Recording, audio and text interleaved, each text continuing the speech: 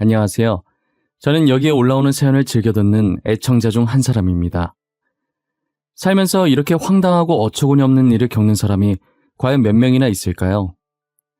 제가 이 나이 되도록 살면서 어이없는 일을 한 번도 안 겪어본 건 아니었지만 이렇게 되도 않는 황당한 사건은 처음 겪게 되어 아직도 어안이 벙벙합니다.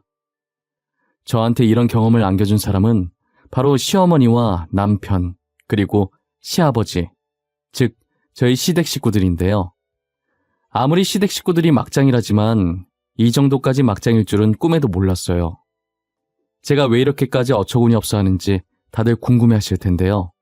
지금부터 황당스러운 이 일을 여러분들께만 살짝 들려드리려고 합니다. 저는 29살이라는 빠르지도 느리지도 않은 나이대에 시집을 가게 되었어요. 남편은 저보다 2살 연상이었고 친구의 소개로 만나 결혼까지 하게 되었죠. 남편도 저도 별로 특별할 것 없이 지극히 평범한 직장인이었어요. 집안은 남편 말만 들었을 땐 저보다는 남편 집안이 더 잘 사는 것 같아 보이더라고요. 실제로 남편이 더 잘 사는지 확인할 방도는 없었지만 시아버지께서 어마어마한 재벌이라고 들었어요. 그래서 시아버지 말이라면 시어머니와 남편은 죽는 신용도 한다더라고요. 얼마나 재벌이면 그렇게까지 하나 싶었는데 결혼 허락받으러 인사드리러 갔을 당시에 남편 본가는 저희 본가만큼이나 평범해서 잘 사는 집안이라는 느낌이 하나도 안 느껴졌었어요. 저는 재벌이라고 하면 드라마에서 본 것처럼 으리으리한 궁궐집을 생각했었거든요. 그렇다고 해서 시아버지가 재벌이라고 제가 일부러 노리고 남편과 결혼한 건 절대 아니고요. 단지 재벌이라고 하기엔 너무 평범한 집이라서 놀랬다고나 할까요? 가진 것에 비해서 되게 검소하게 사시는 분이시구나 라고 생각했어요. 그런데 남편 말이 아주 거짓말은 아니었는지 남편 본가 앞에 고급 외제차가 있더라고요. 자동차 앞에 붙은 심볼 마크만 봐도 누구나 다 알 듯한 회사의 차였어요. 믿거나 말거나 한 얘기지만 진짜 부자는 자신이 부자라는 걸 티를 잘 안 낸다고 하시잖아요. 그런 것처럼 시아버지께서도 일부러 차만 외제차를 사시고 집은 평범한 집을 샀나 했어요. 시아버지는 옷차림새도 깔끔하시고 전체적으로 옷 입는 스타일이 나이대랑 안 맞게 세련되셨더라고요. 엄청난 부자답게 얼굴이며 옷이며 전부 귀티가 흘러 넘친다고나 할까요? 저는 시아버지를 마주하는 순간 남편에게 들은 말들을 믿게 되었죠. 그리고 남편한테 시아버지 눈치를 본다고 들었을 땐 눈치를 보면 얼마나 볼까 했는데 시어머니와 남편이 시아버지 눈치를 보는 게 저한테까지 다 느껴지더라고요. 행동 하나를 하더라도 시아버지의 현재 기분을 체크해가며 행동하더라고요. 이게 진짜 남편과 아버지를 대하는 태도인가 싶을 정도였어요. 보는 제가 다 불편해서 속이 답답하고 그냥 집에서 나오고 싶더라니까요. 괜히 저까지 눈치 보게 됐는데 시아버지께서는 저를 편하게 대해주시더라고요. 저한테 처음 인사 온 거라 너무 긴장한 거 아니냐며 장난도 쳐주시면서요. 생각보다 젠틀하신 시아버지를 보고 시어머니와 남편이 사서 눈치를 보는 거구나 했어요. 결혼을 하고 나서도 시어머니와 남편은 여전히 시아버지에게 찍소리도 못했고 저는 시아버지께서 잘 챙겨주셔서 저와 시아버지 관계는 아주 좋았어요. 하지만 시아버지께서 제게 잘해줄수록 저와 시어머니 관계는 조금씩 금이 가기 시작했죠. 항상 자신은 눈치를 보며 시아버지와 살고 있는데 저는 친부녀지간처럼 친하게 지내니 시어머니께서는 며느리를 상대로 질투를 하시기 시작하는 거예요. 저는 정말 아무 감정도 없었는데 시어머니께서는 제가 시아버지께 꼬리친다고 생각하신 거죠. 한날은 저를 시댁으로 부르시더니 제가 집 안으로 들어가자마자 머리채부터 잡고 흔드시더라고요. 나랑 지금 뭐 하자는 거야? 어? 너 내 남편 꼬시려고 우리 아들이랑 결혼했니? 이 꽃뱀년, 네가 이러면 내가 가만히 당하고만 있을 것 같아? 어머님, 그게 무슨 소리예요? 꼬시다니요. 제가 누가 누구를 꼬신다는 말씀이세요? 저는 시아버지를 남자로 본 적 단 한 번도 없어요. 인연이? 그럼 내가 거짓말을 한다는 거야? 너 오늘 잘 걸렸다. 너 죽고 나 살자. 내가 너 시아버지한테 눈웃음 살살 칠 때부터 알아봤어, 이년아. 어머님, 정말 왜 이러세요? 저는 아무 짓도 한 거 없어요. 잘못한 거 없다고요. 머리 좀 놓고 말하세요, 네? 저 진짜 아무것도 안 했다니까요? 안 하긴 뭘 안 해. 내가 두 눈으로 똑똑히 봤는데 내 눈은 폼이니? 꽃뱀년. 내가 너를 허락해주는 게 아니었는데 어쩌다 이런 년이 우리 집에 들어온 거야? 시어머니께서는 제 말을 들으려고 하시지도 않고 대뜸 제가 시아버지를 꼬셨다면서 소리를 지르고 머리채를 잡고 뺨을 때리고 진짜 난리도 아니었어요. 저는 아무것도 한 게 없는데 이렇게 다 하고만 있으려니 눈물만 나더라고요. 얼마나 세게 잡고 흔드셨는지 손가락으로 머리를 빗으니까 머리카락이 후두둑 빠졌어요. 집으로 돌아오는 길에 빠진 머리카락을 보는데 그냥 미친 사람 마냥 웃음만 나는 거예요. 이게 무슨 어이없는 일인가 싶어서요. 막장 드라마에서만 보던 일을 제가 직접 겪게 될 줄 누가 알았겠어요. 눈물도 안 나고 정말 어이가 없어서 웃음만 나왔어요. 실성한 사람처럼 터덜터덜 걸으면서 어깨를 들썩일 정도로 웃었죠. 당연히 사람들은 저를 미친 사람 보듯 쳐다봤고 저는 사람들 시선을 신경 쓸 정신이 없었어요. 그래도 일 크게 만들고 싶지 않아서 머리를 정돈하고 집으로 들어갔어요. 남편은 제가 시어머니에게 머리가 뜯기고 뺨을 맞았는지도 모른 채 밥 달라고 하고 있었죠. 오늘만 남편 보고 차려 먹으라고 하고 안방으로 들어왔는데 남편은 또 남편대로 난리를 치는 거예요. 시연아, 밥은? 나 아직 밥 못 먹었는데. 아, 배고파. 빨리 밥 좀 차려줘. 나 아까 점심도 대충 먹었단 말이야. 빨리 밥 차려줘. 오빠, 진짜 미안한데 오늘 하루만 오빠가 알아서 밥 차려 먹어. 나 지금 밥 차릴 기분이 아니야. 밥 먹고 싶지도 않고. 나 혼자 어떻게 먹어? 시연아, 얼른 일어나, 어? 밥 먹자, 밥. 나 지금 무지하게 배고파. 배가죽이 등짝에 달라붙었다고. 오늘만 오빠가 밥 차려 먹으라고. 내가 무슨 오빠 밥이나 차려주려고 결혼한 줄 알아? 한두 살 먹은 어린애도 아니고 혼자서 밥을 왜 못 먹어? 라면이라도 끓여 먹던가. 왜 화를 내고 그래? 내가 미안해. 라면 끓여 먹을게. 그러니까 화내지 마. 내가 잘못했어. 나는 그냥 같이 먹고 싶어서 그랬던 거야. 저녁은 내가 알아서 차려 먹을게. 저는 계속해서 밥 차려달라고 하는 남편에게 소리를 질러버렸고 남편은 제 눈치를 보며 방에서 나갔어요. 남편은 잘못한 게 하나도 없는데 괜히 소리를 지르면서 화풀이한 것 같아서 미안했죠. 거실에서 호로록거리면서 남편의 라면 먹는 소리가 들리는데 짠하면서 미안하기도 하고 아까 당한 서름 때문에 눈물이 나서 안방 화장실에 씻으러 들어가는 척하면서 물 틀어놓고 엄청 울었어요. 다시는 이런 일을 만들지 말아야겠다는 생각에 시아버지를 멀리하기로 마음먹었죠. 저는 그 뒤로 시아버지와 마주치면 예전과 달리 몸이 건조하게 반응했어요. 시아버지는 그냥 제가 기분이 안 좋은 줄로만 알고 제 기분을 풀어주려고 저를 계속 따라다니시는 거예요. 그러면 그럴수록 저는 더 차갑고 쌀쌀맞게 시아버지를 대했어요. 하지만 시어머니께서는 새로운 방법으로 시아버지를 꼬시는 거냐며 저를 더 몰아세우셨죠. 제가 어떤 방법으로 시아버지를 멀리하든 시아버지는 저를 졸졸 따라다니셨고 시어머니는 조용히 따로 불러 제게 막말을 하며 손을 올리려고 하셨어요. 그러다 시어머니가 남편에게 저와 시아버지가 그렇고 그런 사이라고 말을 했어요. 남편은 원래 제게 항상 져주고 그랬었는데 시어머니 말을 들은 뒤로는 점차 저와 시아버지 사이를 의심하기 시작하더라고요. 그렇다고 대놓고 시어머니처럼 화를 내거나 때린 것은 아니었지만 은근히 눈치를 줬었죠. 제가 아무리 아니라고 해명하고 다녀봤자 믿어주는 이는 아무도 없었어요.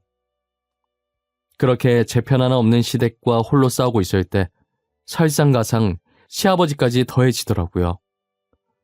이 가족 중에서 정상은 시아버지밖에 없다고 생각했었지만 시아버지도 결코 정상은 아니었어요. 가뜩이나 시어머니와 남편한테 사실도 아닌 것 가지고 계속 시달려 죽겠는데 와중에 시아버지는 저를 며느리가 아닌 여자로 생각하시는 모양이었어요. 예전 남편이 쓰던 방에 물건 가지러 갔다가 혼자 계신 시아버지와 마주치게 됐는데 계속해서 제게 데이트 신청을 하시고 선을 넘으시려고 하시더라고요. 아가, 주말에 별다른 일 없으면 나랑 백화점이나 갈까? 백화점 가서 옷도 사고 맛있는 것도 먹고 말이야. 요즘 새아가 기분이 영 안 좋아 보이네. 저는 괜찮습니다.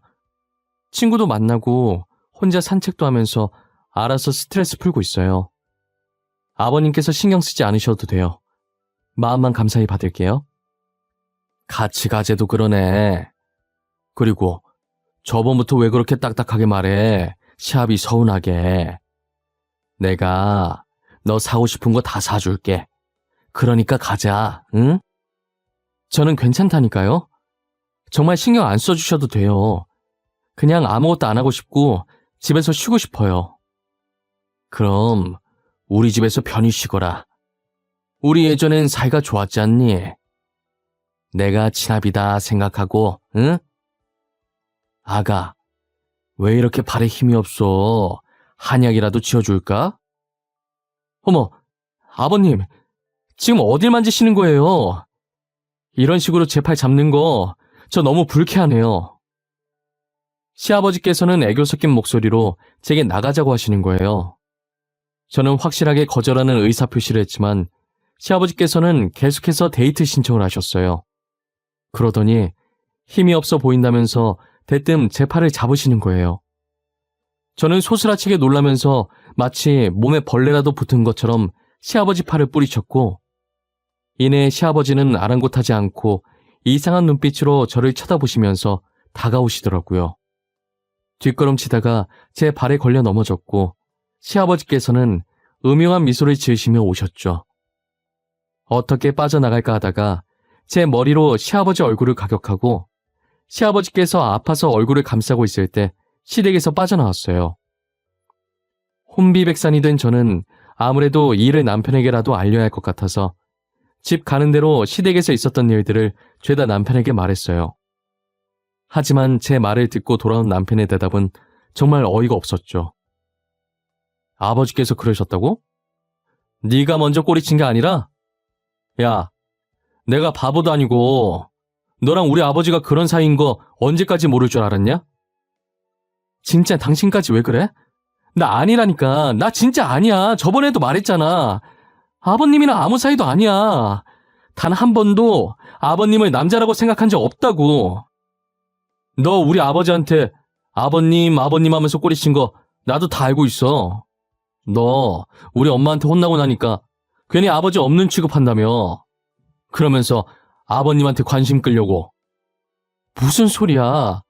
내가 언제 아버님 관심 끌려고 했는데? 나 관심 끌려고 한 적 없어. 괜한 오해 사기 싫어서 아버님 모르는 척 한 것뿐이야. 그리고 난 확실히 거절했어. 미친년. 너 나 만나기 전에 다른 남자들한테도 이런 식으로 꼬셨냐? 하님, 지금도 다른 남자들 꼬시고 있는 거냐? 나이 차 안 따지나 봐. 대단한데? 이미 시어머니께 세뇌당한 남편과는 아무런 말도 통하지 않았어요. 시아버지와 제 사이를 의심하는 것도 모자라 이제는 다른 남자들도 꼬시고 있냐며 막말을 했죠. 직접 듣지 않으면 남편이 제 말을 도저히 믿어주지 않을 것 같아서 시아버지와 만날 때마다 녹음을 켰어요. 저는 제 말이 사실인지 아닌지 직접 들어보라며 녹음본을 들려줬고 남편은 제 녹음본을 듣고도 괜히 둘 사이 의심 피하려고 일부러 시아버지와 짜서 녹음한 거 아니냐고 하더라고요.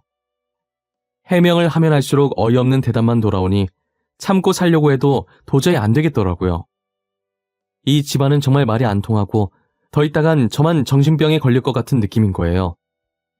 더 험한 꼴을 당하기 전에 이혼을 해서 이 집구석과 연을 끊어야겠다고 마음을 먹었어요. 그러기 위해선 이혼 소송을 걸 수 있을 만한 증거들이 필요했고 저는 증거를 모으기 위해 일부러 시댁 식구들 앞에 나타났어요. 시아버지는 물론이고 남편이 제게 쏟아붓는 말들도 모조리 녹음했고 시댁에 아무도 없을 때 카메라를 몰래 숨겨놔 시어머니께서 제게 한 짓까지도 다 미리 녹화해 두었어요. 그리고 저는 그 증거 영상과 녹화분을 가지고 시댁 식구에게 걸 수 있는 모든 소송들을 걸게 됐죠. 제 증거로 시댁 식구들의 죄가 인정되어 세 사람에게 많은 위자료를 받게 되었어요. 다시는 시댁 식구들과 얼굴을 마주하고 싶지 않아 다른 동네로 이사를 갔어요.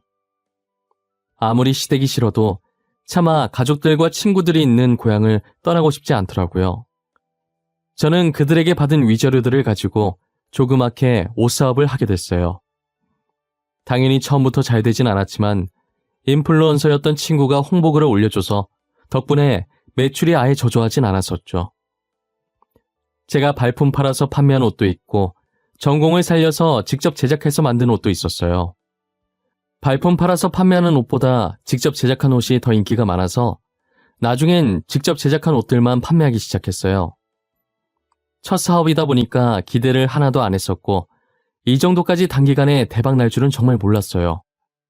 이게 다 유명 인플루언서인 친구의 공이 굉장히 컸죠. 시간이 지날수록 혼자서 모든 업무를 쳐내기에 버거워졌고 그래도 끝까지 혼자 해보려다가 결국 직원을 2명 정도를 고용하고 조그만한 오피스텔을 구해 사무실로 만들었어요. 제 인생의 첫 작업실이자 사무실은 이렇게 조촐하게 시작해봤어요. 그러다 제가 홈페이지 공지에 앞으로 수익금 일부를 미혼모에게 기부한다고 했더니 매출이 2배 가까이 상승했고 계속해서 입소문이 나는지 주문량이 폭발하더라고요. 저희 쇼핑몰은 얼마 지나지 않아 회사까지 하나 짓게 되었죠. 이혼을 한 지 불과 2년이라는 짧은 시간이었지만 저는 꽤나 많은 돈을 벌게 되었어요. 과연 시아버지께서 얼마나 많은 재산을 가진 부자셨는지는 모르겠지만 조만간엔 시아버지 버금갈 정도로 부자가 되지 않겠나 싶어요. 저는 첫 번째 결혼을 실패한 이후로 재혼이라는 건 상상도 하지 못했어요. 또 전 시댁 식구들 같은 사람들 만나서 뺨을 맞고 폭언을 들을까봐 감히 엄두도 안 났었죠. 하지만 저희 회사와 협약을 맺은 공장 직원이 제게 끝없이 구애를 하더라고요. 10번 찍어 안 넘어가는 나무 없다는 말이 있듯이 연애한다고 다 결혼하는 것은 아니니 가볍게 만나보자는 마음으로 공장 직원의 고백을 받아들였어요. 저는 애초에 고백 받아주기 전에 모든 것을 오픈하고 남자친구를 만났어요. 재영씨, 저는 재영씨가 정말 착하고 괜찮은 사람인 거 알고 있어요. 하지만 저는 이혼녀예요. 한번 갔다 온 사람이라고요. 그래도 괜찮아요? 이혼녀인 게 왜요? 요즘 이혼녀가 흠인가요? 시연씨가 잘못해서 이혼한 거 아닐 거 아니에요. 제가 보기엔 시연씨는 절대 이혼당할 행동 같은 거 할 사람이 아닌데. 네, 재영씨 말이 맞아요. 저는 정말 떳떳해요. 저는 진짜 잘못한 게 하나도 없어요. 전 시어머니와 전 남편이 억지로 저를 시아버지와 나쁜 관계라고 하면서 때리고 욕했었어요. 그래서 이혼했죠. 그동안 많이 힘드셨겠어요. 그런 건 드라마에나 있는 줄 알았는데 실제로 그런 사람들이 존재한다는 게 너무 소름 끼치네요. 저를 밀어내실 만하셨어요. 재영씨가 싫어서 그런 건 절대 아니에요. 재영씨는 정말 좋은 사람이에요. 저 같은 여자랑 만나기 아까울 정도로요. 시연씨 같은 사람이 어때서 그래요? 시연씨도 충분히 사랑받을 만해요. 제가 아픈 상처들 다 아물게 해드릴게요. 흉터도 없이 깨끗하게 만들어 드릴게요. 남자친구는 제 말에 절대 제 잘못으로 이혼한 게 아니라며 저를 위로해 주더라고요. 오히려 제 아픈 상처들까지 보듬어주는 착한 남자였죠. 저는 남자친구의 진심 어린 위로 덕분에 마음을 열고 만남을 시작할 수 있었어요. 다시는 올 일 없을 것 같던 행복이 제게 찾아왔고 남자친구는 누구보다 저를 아껴주고 사랑해 주었어요. 이런 사람이 세상에 진짜 존재할까 싶을 정도로 착하고 다정했어요. 제 과거가 어떻든 온전히 저라는 사람 하나만 보고 사랑해준 사람이에요. 착해 빠져서 저러다 배신당하면 어쩌나 했는데 아무한테나 착하게 대하는 건 아니었더라고요. 남자친구가 일하는 공장이 남자친구네 아버지 회사였거든요. 그래서 공장에서 남자친구가 지휘 통솔을 하는데 몰래 한번 놀러 갔다가 직원들 교육시키는 남자친구의 모습을 보고 또 다른 매력에 반했었죠. 그런데 직원들 사이에서 굉장히 낯익은 사람들이 보이는 거예요. 멀리서 봐서 얼굴은 자세히 안 보였긴 한데 전체적으로 엄청 익숙한 실루엣이었어요. 도대체 누구인지 골똘히 생각하고 있을 때 직원 교육이 끝났더라고요. 그래서 생각하던 걸 멈추고 재빨리 위층에 있는 남자친구 사무실로 들어갔어요. 남자친구와 데이트를 하고 집으로 돌아와서야 그 사람들이 누구였는지 기억이 나더라고요. 다시는 마주치고 싶지 않은 사람들. 만약 마주하게 되면 시원하게 뺨이라도 갈기고 싶은 사람들이었죠. 여러분들이 예상하시는 것처럼 그 사람들은 저의 전 시어머니와 전 남편이었어요. 그렇게 시아버지 부자라고 자랑을 하더니 저한테 위자료 주고 돈이 없었는지 결국은 공장에서 일하나 봐요. 위자료 그게 몇 푼 된다고 꼴랑 그거 주고 파산이면 애초에 부자도 아니었다는 말이잖아요. 침대에 가만히 누워서 아까 공장에서 본 전 시어머니와 전 남편을 곱씹어 볼수록 기가 차더라고요. 자신들은 부자라고 떵떵거리다가 지금은 처량하게 공장에서 일하는 신세가 되었는데 그렇게 무시하고 괴롭혔던 전 며느리는 이렇게 성공해서 나타나면 과연 무슨 얼굴일지 궁금해지는 거예요. 그래서 저는 공장 구경시켜달라는 핑계로 남자친구에게 공장에 놀러 가겠다고 이야기했죠. 남자친구는 구경한다고 다른 거 아니니까 흔쾌히 오라고 하더라고요. 저는 원래 브랜드 옷을 잘 안 입었는데 그날 처음으로 명품 쇼핑을 했었던 것 같아요. 정말 머리끝부터 발끝까지 이름만 대면 모두가 아는 브랜드로 치장을 했죠. 제가 체크카드밖에 안 써서 카드를 긁을 때마다 일시불로 바로 돈이 나가는 게 보이니까 이 맛에 돈을 버는구나 싶은 희열이 느껴지더라고요. 이렇게 돈 자랑하고 싶지는 않았는데 전 시댁기를 확 눌러주고 싶었어요.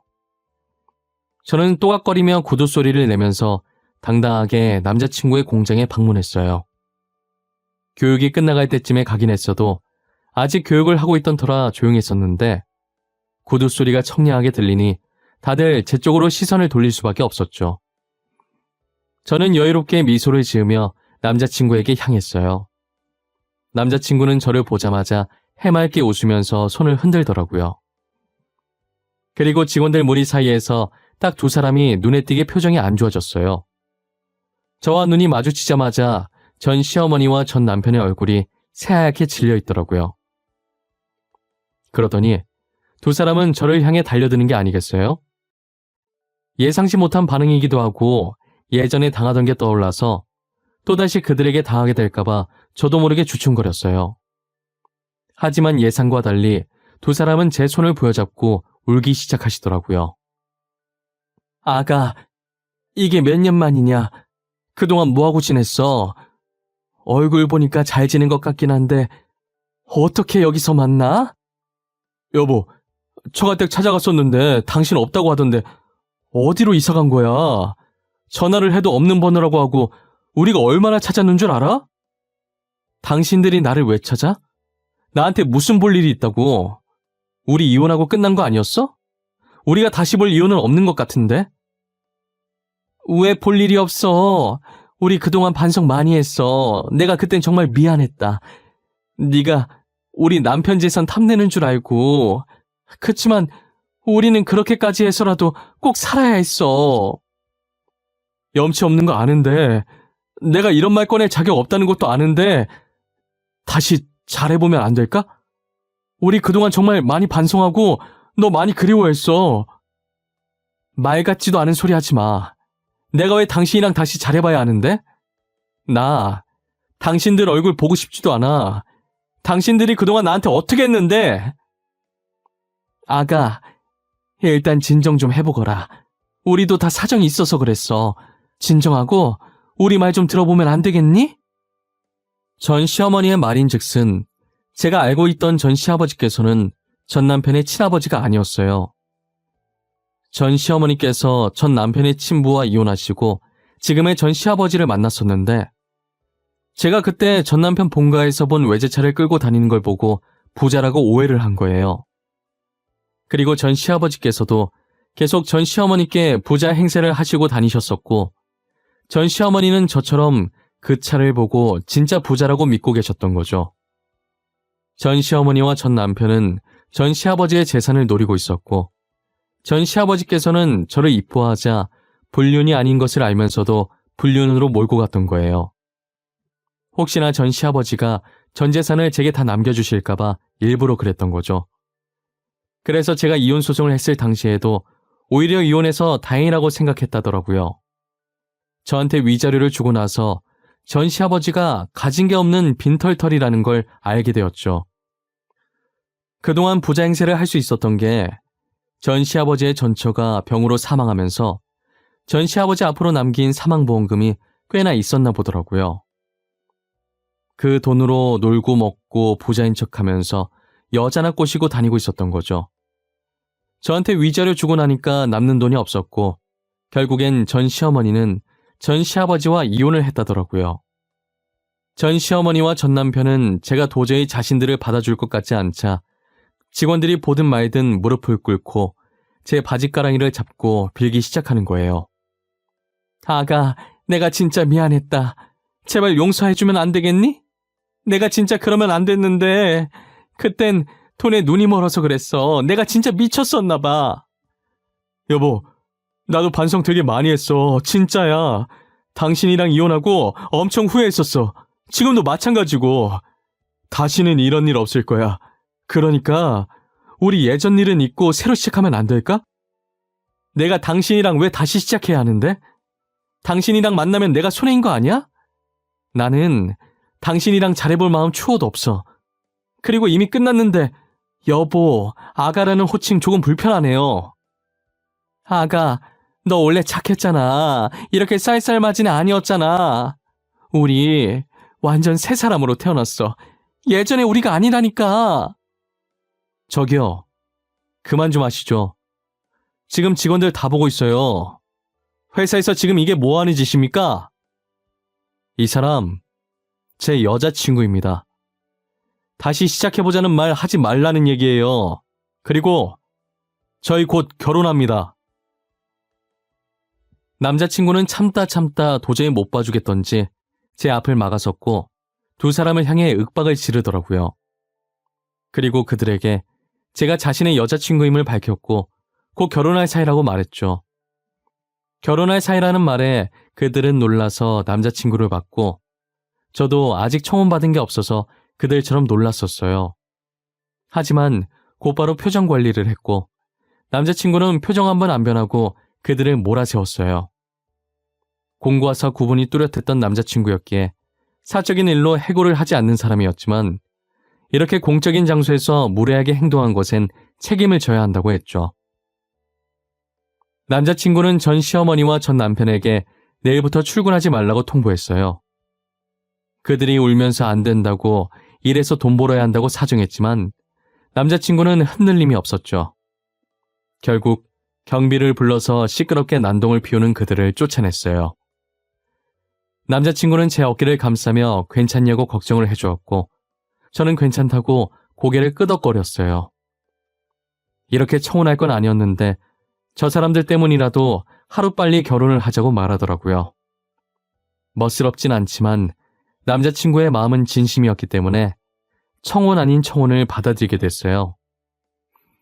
지금은 상견례까지 하고 결혼 날짜를 받아놓은 상태예요.